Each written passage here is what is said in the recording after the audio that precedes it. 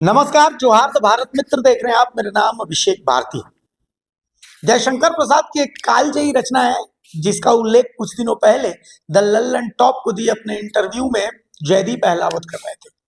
उस कालजयी रचना का नाम है गुंडा। गुंडा में गुंडे की परिभाषा जयशंकर प्रसाद ने बहुत अद्भुत दी है। मैं कुछ लाइन से वो लाइन्स आपको पढ़ के बता रहा हूँ। मैं ये क्यों पढ़ रहा हूँ वो आपको थोड़ी देर में समझ में आएगा। असल में उन्होंने गुंडे की जो है वो उन्होंने जो परिभाषा दी थी तो वो सुन लीजिए आप कि उसका सांवला रंग सांप की तरह चिकना और चमकीला था। उसकी नाक पूरी धोती का लाल रेशमी किनारा दूर से ही ध्यान आकर्षित करता था। कमर में बनारसी सेल्हे का फेंटा जिसमें सीप की मूठ का बिछुआ खुसा रहता था। उसके घुंघराले बालों पर सुनहले पल्ले के साफे का छोर उसकी चौड़ी पीठ पर फैला रहता था।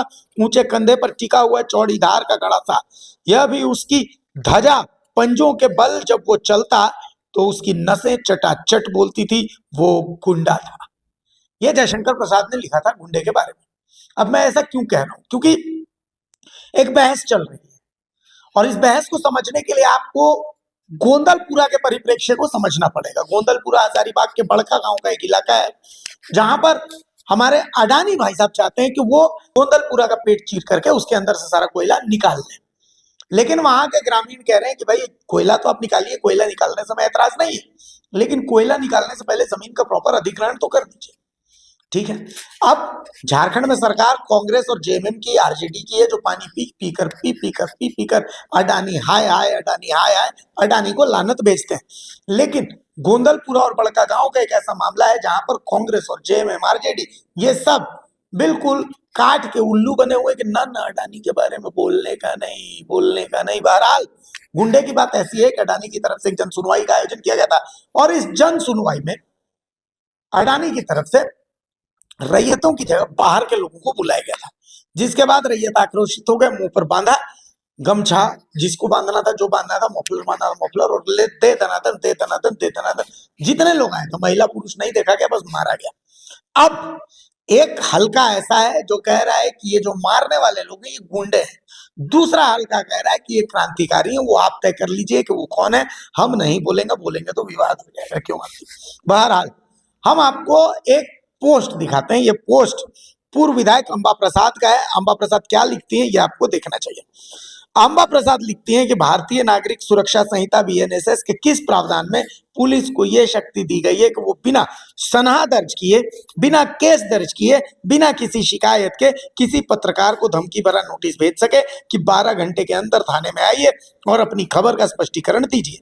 यह तो सरासर प्रसार भारतीय नियमों के खिलाफ है और मीडिया का गला दबाया जा रहा है। संविधान के चौथे स्तंभ को तीसरे स्तंभ से खतरा पैदा हो गया है। क्या राज्य के गृह मंत्रालय ने एक थाना प्रभारी को इतनी खुली छूट दे दी है कि वो बीएनएसएस से भी ऊपर उठ गया है और कंपनियों की दलाली करना शुरू कर दिया है? यह नोटिस स्वयं स्पष्ट करता है कि वीडियो में पुलिस प्रशासन की भूमिका के बारे में जो कहा गया था वो सही था। पुलिस खुद साबित कर रही है कि वह किस हद तक एंटी पब्लिक बन चुकी है। ये जनता के पैसे से वेतन लेते हैं और कंपनी के दलाल के रूप में जनता का दोहन और शोषण करते हैं। समझ नहीं आता कि पुलिस प्रशासन की नौकरी ऐसी कौन सी लंका है जहां जो भी आता है वो रावण बन जाता है। Hashtag DGP Jharkhand. और साथ में वो नोटिस है जिसका तामीला करने को कहा गया है। सेवा में सकल देव कुमार, पिता श्यामदेव साव, ग्राम ग्राम है बेंदुआरा, थाना चौपारण, जिला हजारीबाग। मोबाइल नंबर है, विषय ग्राम सभा टीवी, और मोबाइल नंबर के माध्यम से आपत्तिजनक वीडियो बनाए जाने के संबंध में। आपत्तिजनक क्या था पुलिस ये भी बताती है। इसमें योगेंद्र साहब का एक फोटो है, संभवतः ये योगेंद्र साहब ही है जो लग रहा है।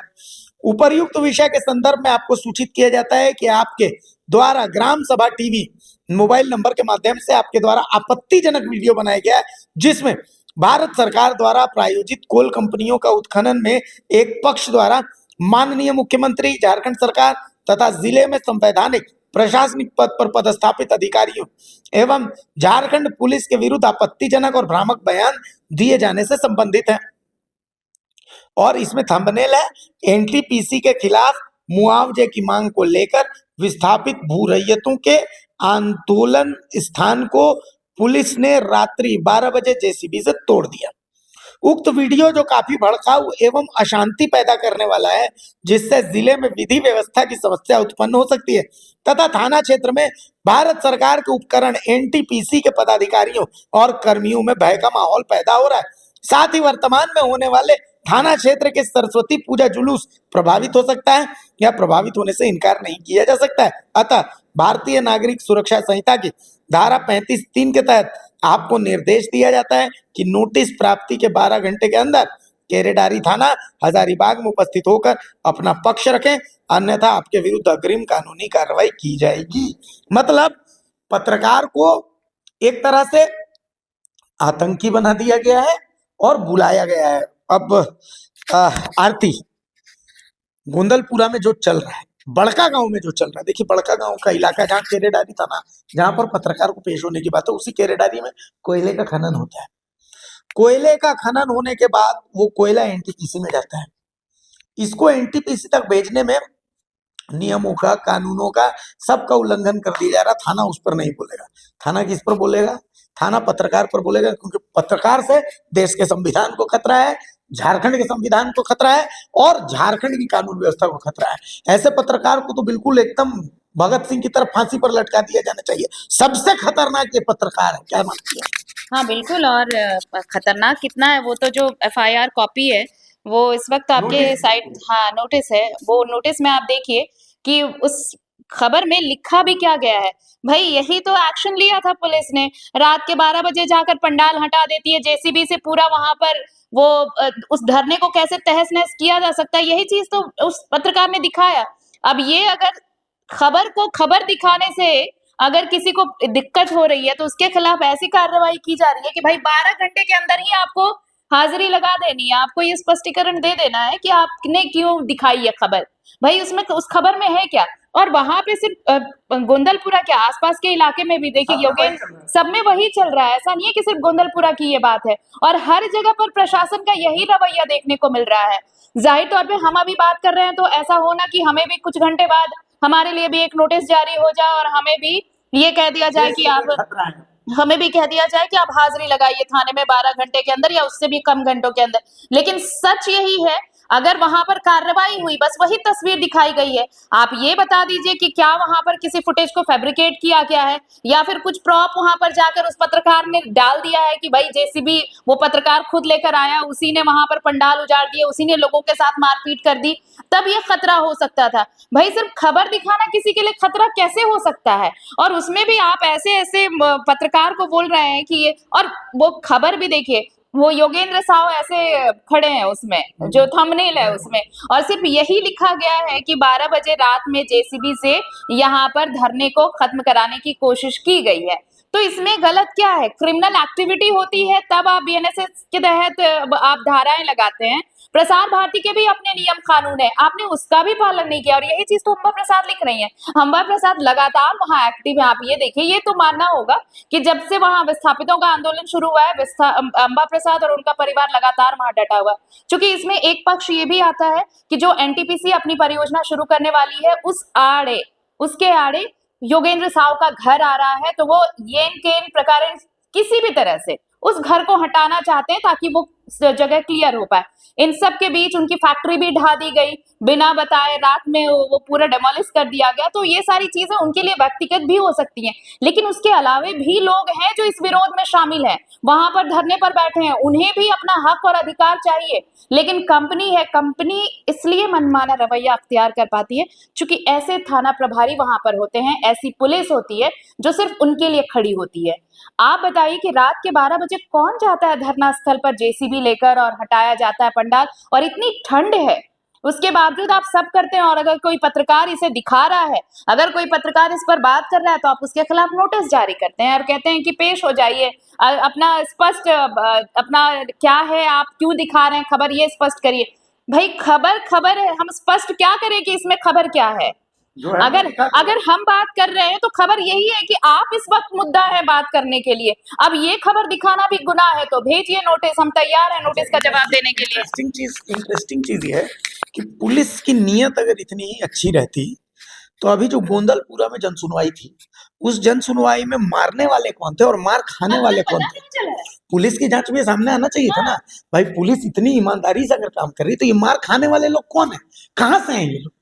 ये पुलिस की जांच में सामने, ठीक है आप मारने वालों को आप गुंडा कह रहे हैं कि ये देशद्रोही है, खतरनाक है, दिखाने वाला पत्रकार भी खतरनाक है, देशद्रोही है, सब कुछ मान लिए, टांग दीजिए, सबको गोली से उड़ा दीजिए, टांग। लेकिन ये जो मार खा रहे हैं ये लोग कौन है? यहाँ पर पुलिस और प्रशासन कहाँ चला जा रहा है? उस वीडियो में किसको गाली पड़ रही? कोई गाली दे रहा है? कोई बोल रहा है कि ना हम बम से उड़ा देंगे, ये कर देंगे? कुछ नहीं है ऐसा। सरस्वती पूजा को लेकर के आप कानून व्यवस्था संधारण कर रहे हैं और कानून व्यवस्था के लिए आप जो है पत्रकार को नोटिस कर रहे हैं।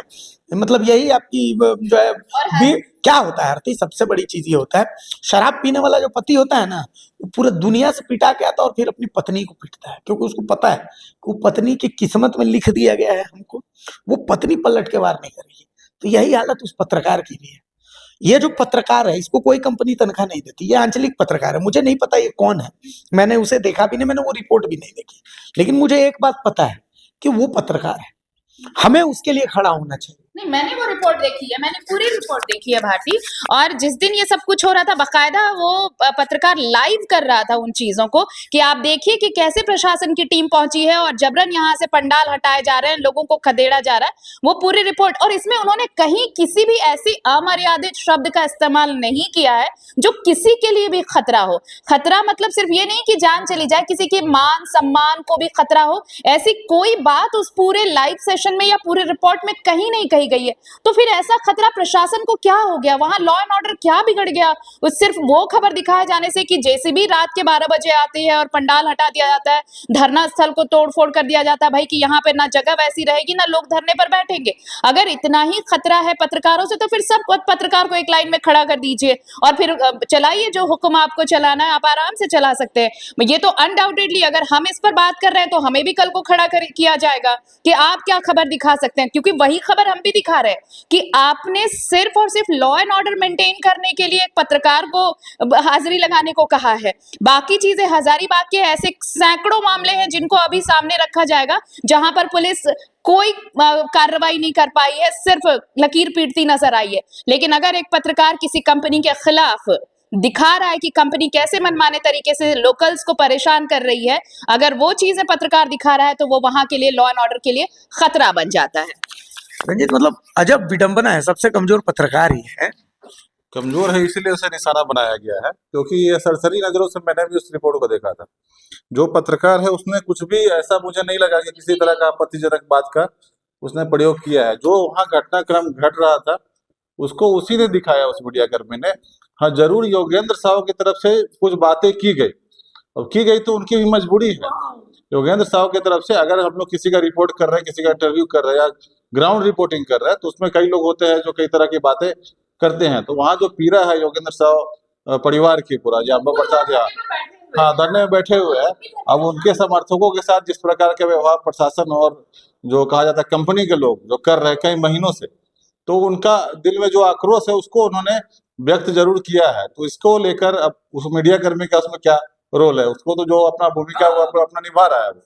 अब यहाँ योगेंद्र साहु और अम्बा प्रसाद की समस्या है कि इस मामले में बिल्कुल अलग थलग लोग पड़ गए हैं उसमें। उसको इस मामले को लेकर उनकी पार्टी भी जो है, अगर आपने जो फेसबुक का कमेंट दिखाया, उनमें रिपोर्ट दिखाया, फेसबुक में लोग कमेंट कर रहे हैं कि आप ही का सरकार है, फिर आपके साथ ऐसा क्यों हो रहा है। अगर पुलिस प्रशासन इस प्रकार काम कर रही है तो सीधे गृह मंत्रालय मुख्यमंत्री के हाथ में भी है, और लगातार आप जो ये गठबंधन का हिस्सा है और 2 महीने 3 महीने से या उससे भी ज्यादा समय से एनटीपीसी के खिलाफ और पुलिस प्रशासन के खिलाफ सीधा आरोप है उनका कि पुलिस प्रशासन जो है, जो कंपनी का जो है एक एजेंट के रूप में उसके रूप में काम कर रहा है, जबकि जनता के लिए वो काम नहीं कर रही है। लेकिन कांग्रेस पार्टी और बाकी जो भी लोग हैं, सरकार के घटक दल भी जो है, इस मामले में बिल्कुल एक तरह से कहा जाए तो शांत एकदम चुप हो गए हैं। ये समझ से परे वाला बात है। और जहां तक आपत्तिजनक वीडियो, उसमें जो नोटिस आपत्तिजनक वीडियो अगर आप फेसबुक में देखा जाए ना, तो कई आपत्तिजनक वीडियो दिख रही है, कौन उसको नोटिस करता है, कोई मंगाता है क्या है? लेकिन एक पत्रकार जिसने एक प्रयोग किया, आपको बुलाना भी तो योगेंद्र साहु तो वहाँ मौजूद है बड़का गांव में, उनको बुला के जो स्पष्टीकरण मांगे उसको कीजिए। लेकिन एक देखा जा रहा है प्रशासन की नजर में, मुझे लगता है कि देखा जा रहा है कि इसमें जैसे एक झुंड है ना, तो इसमें कमजोर कौन दिख रहा है, उसको पकड़ के थोड़ा उसको अगर प्रेशर डालेंगे तो शायद इस तरह की खबरें नहीं हो पाएगी, लेकिन ऐसा होगा नहीं। प्रशासन अगर ऐसा सोचता भी है तो उसका सोचना बिल्कुल गलत है, क्योंकि जब भी इस तरह का मामला होगा, कहीं भी दमनकारी कार्रवाई की जाएगी, तो कोई ना कोई मीडिया कर्मी वहां जरूर वहां पहुंचेगा। प्रशासन भले अपनी भूमिका नहीं निभाए, सरकार अपनी भूमिका नहीं निभाए, लेकिन मीडिया को लोग कितना भी गाली दे दे, लेकिन कोई ना कोई मीडिया कर्मी, चाहे छोटे डिजिटल मीडिया से हो या बड़ा मीडिया, मीडिया कर्मी ऐसे जगह पे जरूर पहुंचेगा और जो सच्चाई है उसको वो सामने जरूर नहीं लाएगा। देखिए, कुल मिला करके अब अगर मीडिया कर्मी को नोटिस भेजा गया है, प्रेस को खबर दिखाने से आपने नोटिस भेज ही दिया है, तो एक बात और कहनी जरूरी है। तब तो केरेडारी में जितना कोयला चोरी हो रहा है, चौपारण में जितना कोयला चोरी के ट्रक गुजर रहे हैं, ये भी दिखाना हमारा दायित्व बनता है। बाकी लोग भरे डर जाएं, जो भी हो, लेकिन हम तो नहीं डरेंगे, कम से कम अभिषेक भारती तो नहीं ही डरेगा। तो ये पूरी कुंडली जो है कि केरेडारी से कितना कोयला निकल रहा है और कहाँ कहाँ जा रहा है, चौपारण से कितना कोयला निकल रहा है, कहाँ कहाँ जा रहा है, कितने जानवर कहाँ से पार हो रहे हैं, और इसमें कौन कौन से थाने का कितना हिस्सा है, इसकी कुंडली भी आपको दिखाना अब हमारा कर्तव्य बनता एक थानेदार 2-3 दिन पहले ही पैसा लेते पकड़ा गया, जिस द्वारा नहीं। है। तो ये हमारा कर्तव्य बनता है, ये बस बस। हाँ, मतलब आप आए और आप घूस लिए और आप चले गए, तो ये सच्चाई है। ये नहीं है कि ये 99% यही हाल है झारखंड में। 1% अगर है तो है, 99% की कहानी यही है। और अगर कुंडली खंगालनी शुरू हुई ना, तो फिर कोई नहीं बचेंगे इस हमाम में, सारे वैसे ही। बस, तो हम सबको ऐसे ही हवा में नंगा करेंगे। हम तो डूबेंगे सनम, तुमको भी ले डूबेंगे। कुल मिलाकर के बात है ऐसी। और रहा हमारे जो ग्राम सभा वाले पत्रकार है, हमारे चैनल में नहीं है तो क्या हुआ, हम आपको सैल्यूट करते हैं बॉस, ऐसे रिपोर्ट के लिए सैल्यूट करते हैं। जो काम हमें करना चाहिए वो काम आप कर रहे हैं, तो इसके लिए आप सैल्यूट के जो है हकदार हैं। हमारा ये जो सैल्यूट है इसको स्वीकार करें, और कोई हो नहीं हो, कम से कम झारखंड के छोटे आंचलिक पत्रकारों के लिए हम तो खड़े हैं। जितना हो सकेगा हम उनके लिए लड़ेंगे, पहले भी लड़े हैं, आगे भी लड़ेंगे और लड़ते ही रहेंगे। नमस्कार, जोहार, और डरना नहीं है, झुकना नहीं है, मस्त रहिए, टाइट रहिए, लोकतंत्र जिंदाबाद।